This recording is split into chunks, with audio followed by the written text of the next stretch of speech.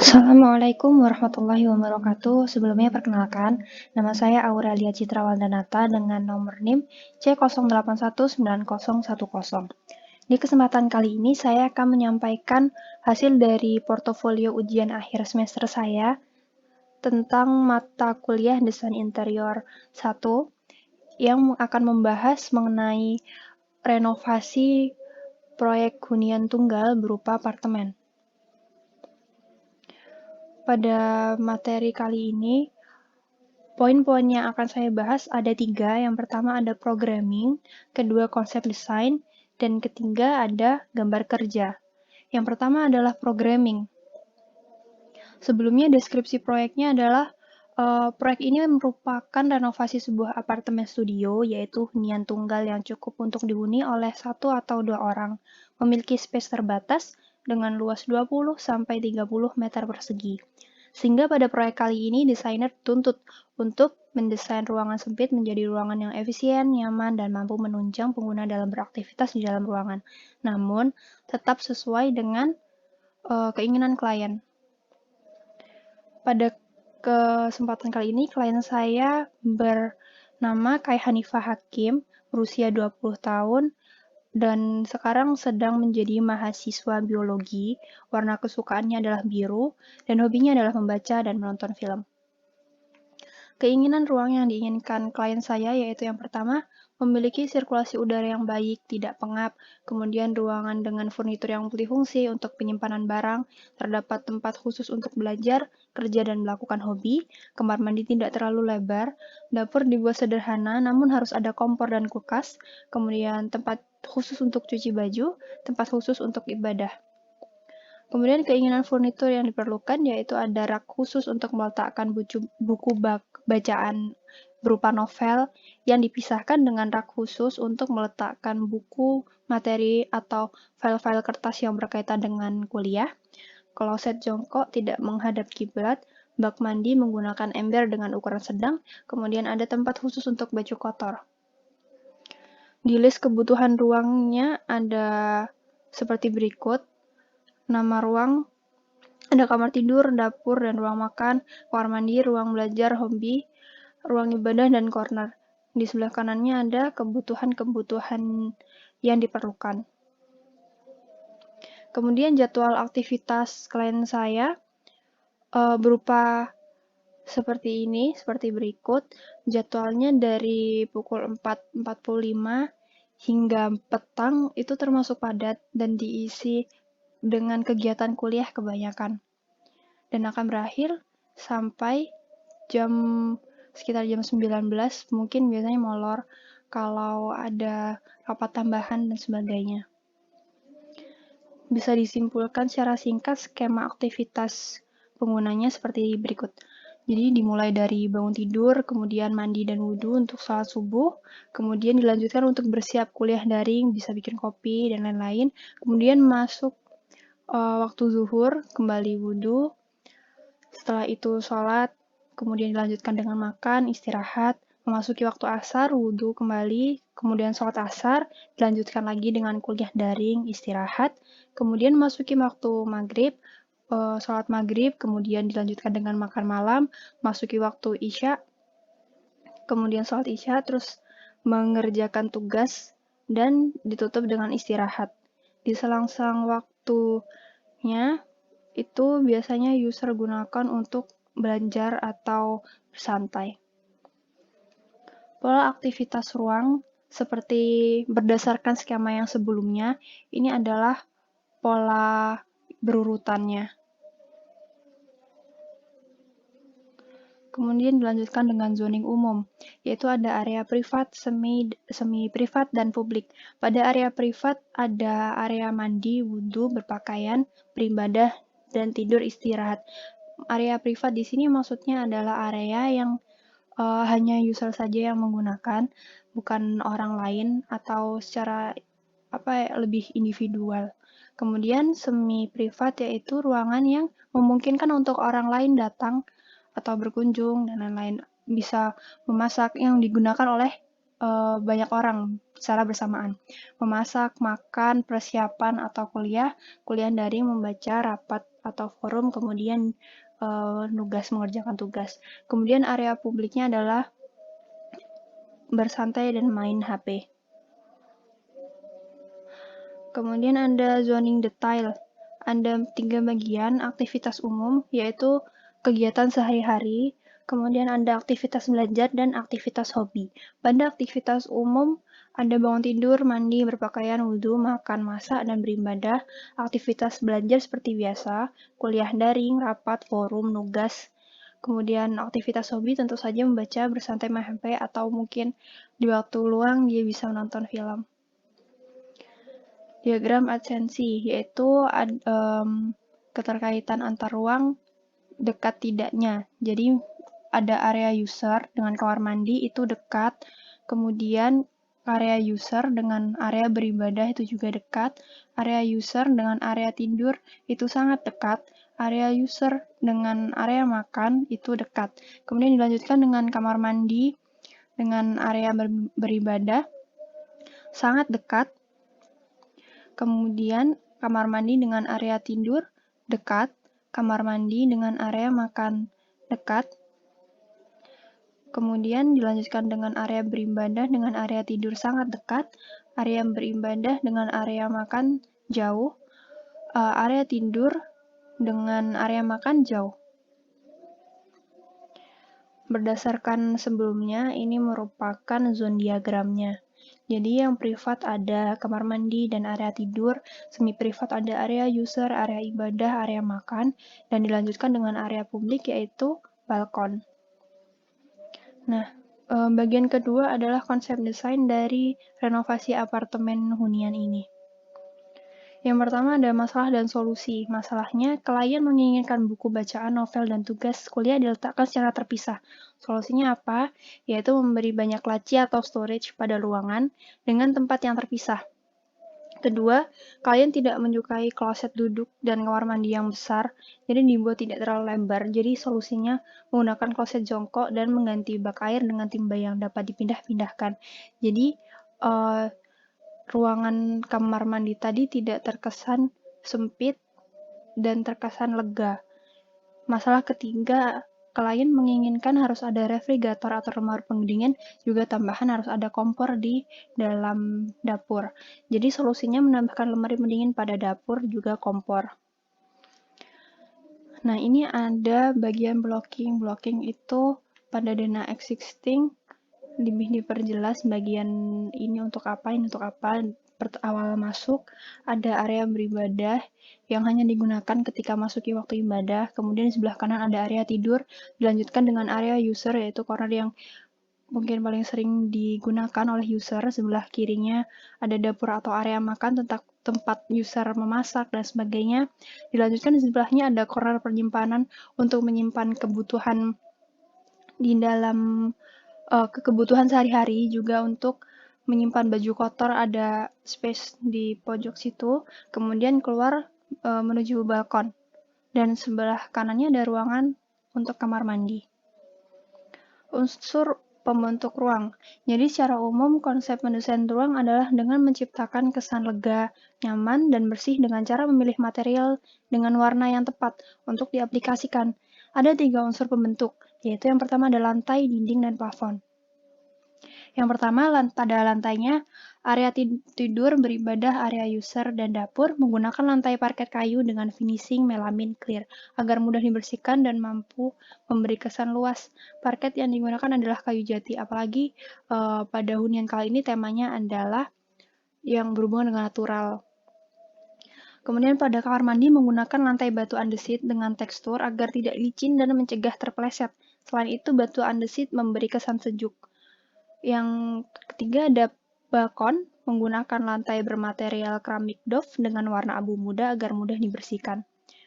Kemudian elemen selanjutnya adalah dinding. Pada area tidur, beribadah, area user, dapur, serta balkon menggunakan dinding finishing cat abu-abu pucat muda yang paling terang agar mampu mendistribusikan cahaya ke dalam ruang sehingga memberi kesan luas.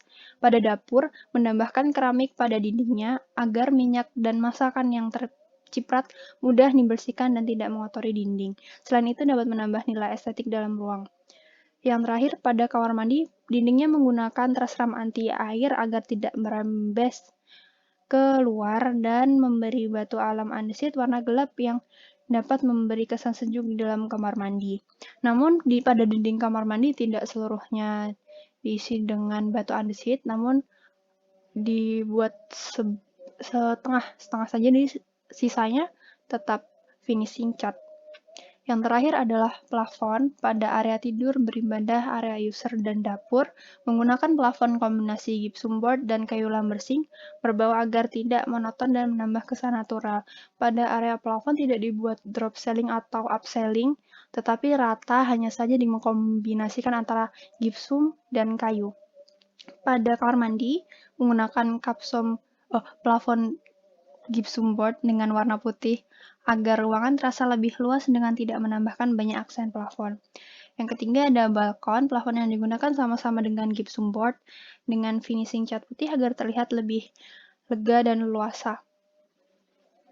Kemudian ada unsur pengisi ruang yaitu furnitur. Pada area tidur, furnitur yang digunakan ada dipan rak yang bermaterialkan multiplex dan kayu, nanti di finishing dengan HPL Dove berwarna biru.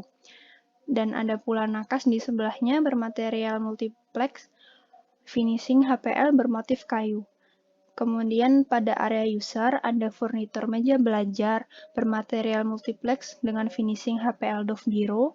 Kemudian ada rak ambalan di atasnya untuk menyimpan berkas-berkas buku-buku novel bermaterial multiplex finishing HPL Dove biru.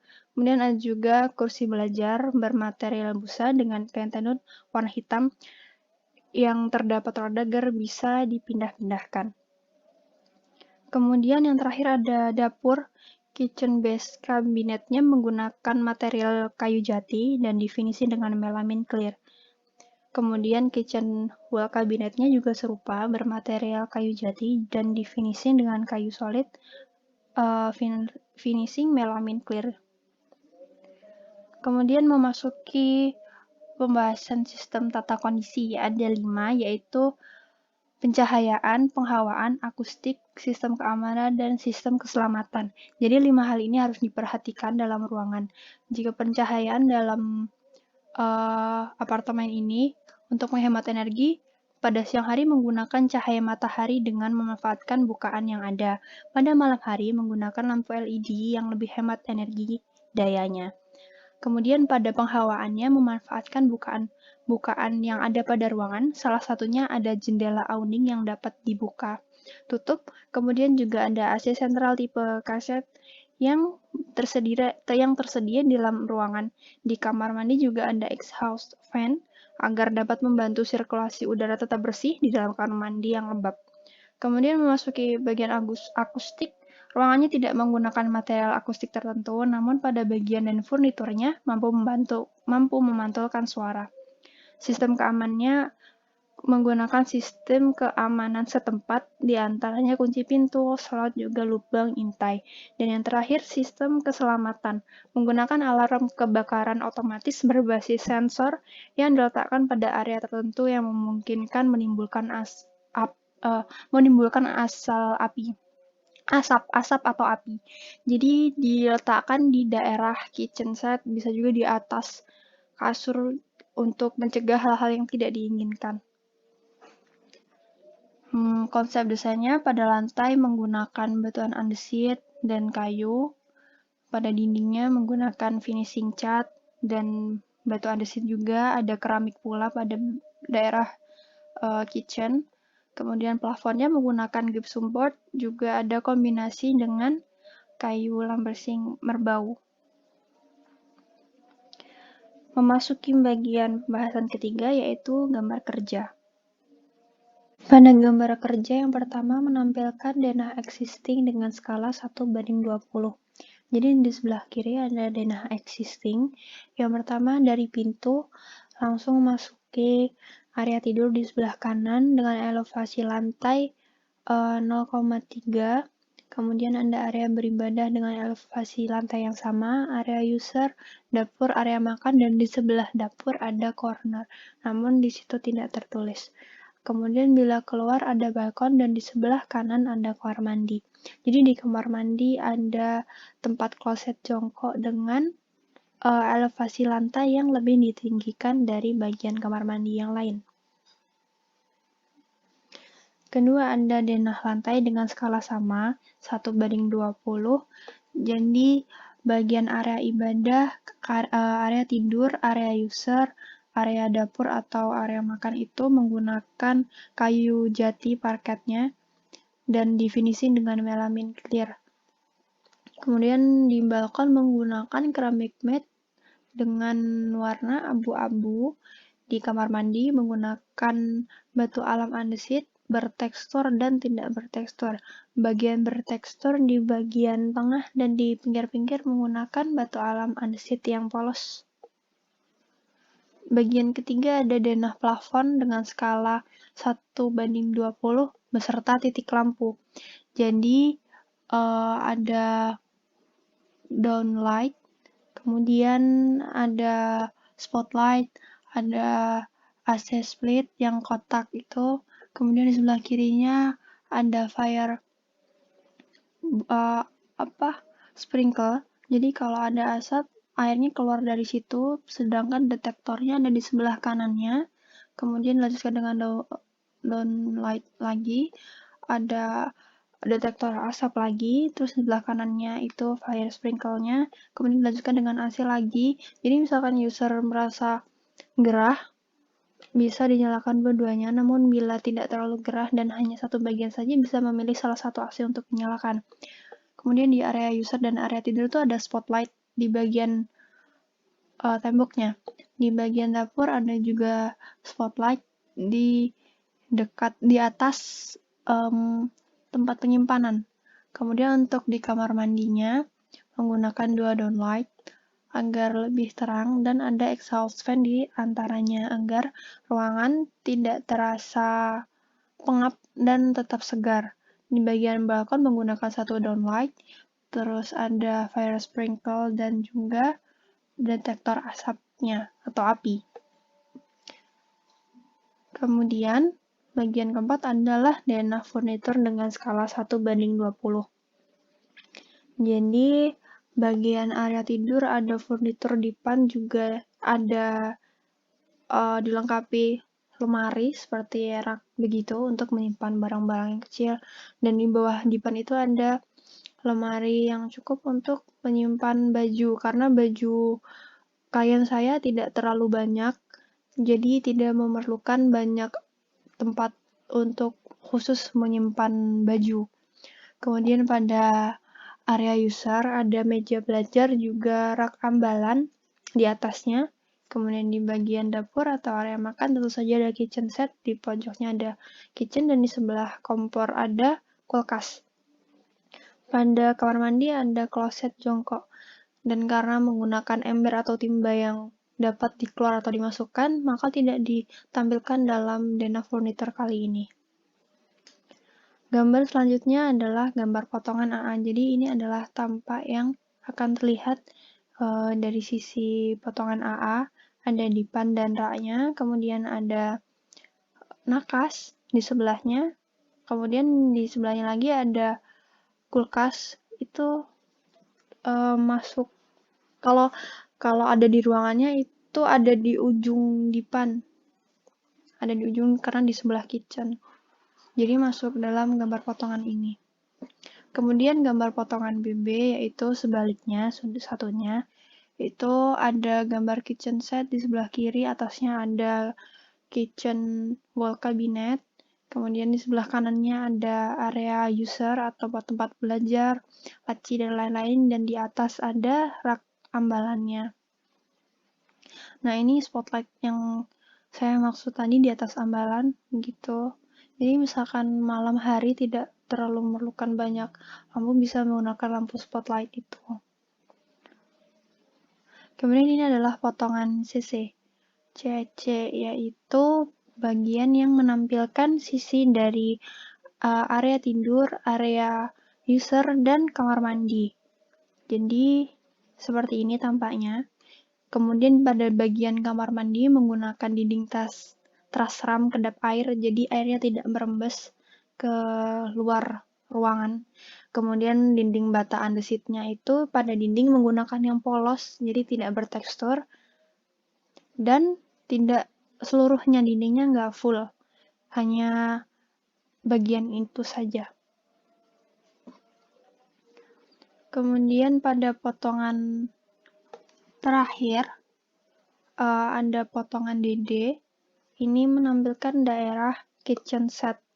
Jadi bagian dapur. Jadi ada kitchen set, terus atasnya ada wall cabinet, dan dilengkapi juga dengan kulkas di sebelahnya. Kemudian di luar ada balkon yang menggunakan pagar besi seperti itu. Nah, ini ada tampak perspektif dari kitchennya. Kemudian ada pintu ke balkon, dan itu di sebelah pintu ada bukaan jendela awning yang jadi bisa dibuka tutup, bukan jendela mati, untuk menambah sirkulasi udara juga penghawaan. Ini adalah tampak perspektif dari kamar tidur, area tidurnya. Kemudian dilanjutkan dengan perspektif pada kamar mandi. Jadi tampak bawah batu andesit yang bertekstur seperti itu kurang lebih. Kemudian yang kanan tidak bertekstur, dindingnya juga tidak bertekstur. Di atas ada exhaust fan dan ada 2 keran untuk berwudu, dan karena user menginginkan area mencuci terpisah dan tidak ingin ada mesin cuci, maka dibuat dengan desain seperti itu. Jadi ini adalah daftar furnitur yang diperlukan pada hunian ini. Jadi ada dipan dan raknya, ada rak ambalannya, ada kursinya, nakas, meja belajar, lemari pendingin, kitchen wall cabinet, dan kitchen base.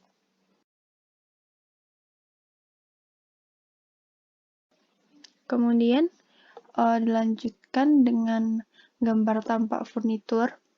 Yang pertama adalah gambar tampak furnitur rak ambalannya.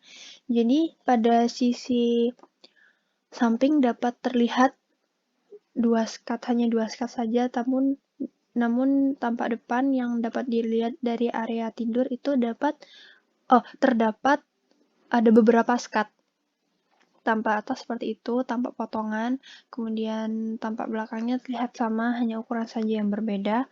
Kemudian tampak perspektif ada di sebelah kanan. Dan skala yang sama masih 1:20. Kemudian gambar tampak furnitur yang kedua adalah gambar tampak furnitur kitchen wall cabinet. Jadi di bawah ini ada tampak depannya, kemudian di sebelahnya ada tampak belakang, tampak samping, tampak potongan itu sendiri, dan juga perspektifnya. Skalanya masih sama, 1:20. Jadi di bagian tampak depan ini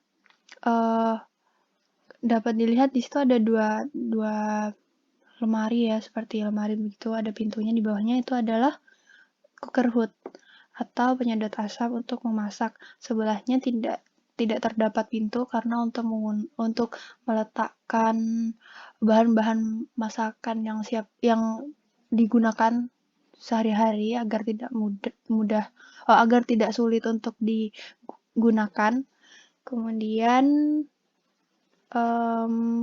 di sebelah kirinya itu yang ada pintunya bentuknya persegi 4, dibagi menjadi 4 bagian. Ini adalah detail furnitur pertama, yaitu detail pemasangan multiplex dan HPL. Jadi bagian kayunya, bagian multiplexnya itu menggabungkannya dengan menggunakan skrup yang ada di bagian sini. Kemudian ini ada multiplexnya, dilapisi perekat lem KLM, dan baru diberi HPL dengan warna yang telah ditentukan sebelumnya. Kemudian ada detail furnitur kedua, yaitu detail pemasangan engsel sendok lurus. Di sini menggunakan engsel sendok lurus karena engsel sendok lurus itu berarti pintunya yang terlihat pada tampak depan, jadi tidak terlihat bingkainya, tapi langsung pintu yang menutup, jadi kesannya lebih rapi gitu. Jadi ini pintu kabinetnya, terus ini ada bingkai kabinet, dan engsel sendok lurusnya di bagian sini, jadi waktu tampak depan itu nggak kelihatan bingkainya, nggak kelihatan bagian ini, tapi langsung kelihatan pintu kabinetnya full gitu. Untuk menghubungkannya, untuk menyambungnya menggunakan baut. Ada pada dua ini. Kemudian pada detail konstruksi, karena menggunakan plafon kayu yang tidak dimodel drop ceiling atau upselling, ini hanya bersebelahan saja. Jadi ada di tepiannya ada gypsum board dengan lebar 0,9 mm dan finishing cat putih. Kemudian di tengahnya, bagian tengah itu ada kayunya, ada kayu lambasing berbaunya. Ini sengaja tidak dibuat drop atau up dan sebagainya karena tinggi yang terbatas, yaitu hanya 3 meter, jadi tidak ingin menambah kesan yang kurang luas, apalagi di bawah ada parket kayu dan di atas ada kayu, jadi tidak terasa sempit, tidak terlalu terasa sempit begitu. Terus ini ada detail batu andesit skala 1:5. Jadi batu bata konvensional seperti biasa, ukuran 20 x 10 cm, kemudian diberi plesteran dan acian. Setelah acian baru diberi batu andesit ukuran 15 cm x 30 cm dengan tebal 2 cm, finishing coating. Kemudian di dalamnya juga tadi ada dinding terseram kedap airnya, bagian sini. Tidak semua bagian sampai atas juga, hanya setengah dari dinding, dari bawah ke tengah.